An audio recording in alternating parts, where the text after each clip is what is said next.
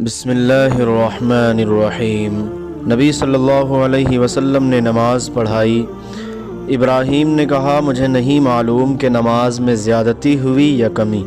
پھر جب آپ نے سلام پھیرا تو آپ سے کہا گیا کہ یا رسول اللہ کیا نماز میں کوئی نیا حکم آیا ہے؟ آپ نے فرمایا آخر کیا بات ہے؟ لوگوں نے کہا آپ نے اتنی رکعتیں پڑھی ہیں۔ یہ سن کر آپ نے اپنے دونوں پاؤں پھیرے اور قبلہ کی طرف منہ کر لیا اور سہو کے 2 سجدے کیے اور سلام پھیرا۔ پھر ہماری طرف متوجہ ہوئے اور فرمایا کہ اگر نماز میں کوئی نیا حکم نازل ہوا ہوتا تو میں تمہیں پہلے ہی ضرور کہہ دیتا، لیکن میں تو تمہارے ہی جیسا آدمی ہوں، جس طرح تم بھولتے ہو میں بھی بھول جاتا ہوں، اس لیے جب میں بھول جایا کروں تو تم مجھے یاد دلایا کرو، اور اگر کسی کو نماز میں شک ہو جائے تو اس وقت ٹھیک بات سوچ لے اور اسی کے مطابق نماز پوری کرے، پھر سلام پھیر کر 2 سجدے سہو کے کر لے۔ میری 3 باتوں میں جو میرے منہ سے نکلا میرے رب نے ویسا ہی حکم فرمایا۔ میں نے کہا تھا کہ یا رسول اللہ اگر ہم مقام ابراہیم کو نماز پڑھنے کی جگہ بنا سکتے تو اچھا ہوتا۔ اس پر یہ آیت نازل ہوئی اور تم مقام ابراہیم کو نماز پڑھنے کی جگہ بنا لو۔ دوسری آیت پردے کے بارے میں ہے۔ میں نے کہا تھا کہ یا رسول اللہ کاش آپ اپنی عورتوں کو پردے کا حکم دیتے، کیونکہ ان سے اچھے اور برے ہر طرح کے لوگ بات کرتے ہیں۔ اس پر پردہ کی آیت نازل ہوئی اور ایک مرتبہ حضور صلی اللہ علیہ وسلم کی بیویاں جوش و خروش میں آپ کی خدمت میں اتفاق کر کے کچھ مطالبات لے کر حاضر ہوئیں۔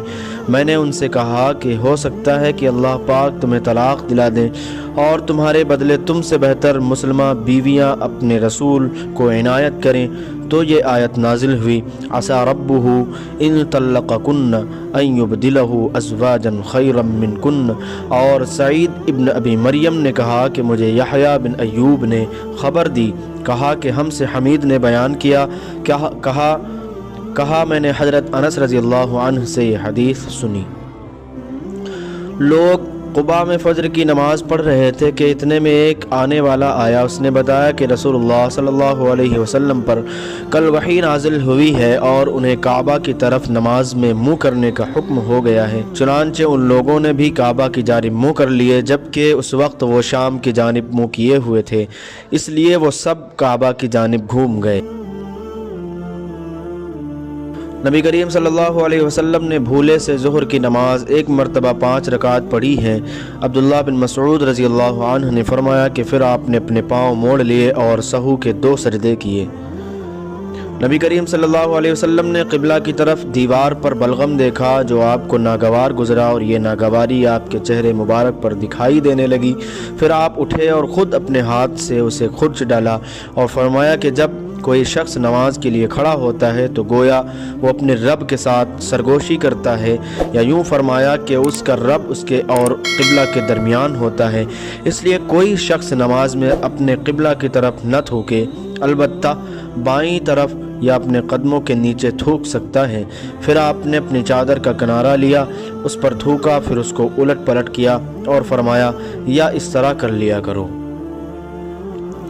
رسول اللہ صلی اللہ علیہ وسلم نے قبلے کی دیوار پر تھوک دیکھا، آپ نے اسے کھرچ ڈالا، پھر آپ نے لوگوں سے خطاب کیا اور فرمایا کہ جب کوئی شخص نماز میں ہو تو اپنے منہ کے سامنے نہ تھوکے، کیونکہ نماز میں منہ کے سامنے اللہ عز و جل ہوتا ہے۔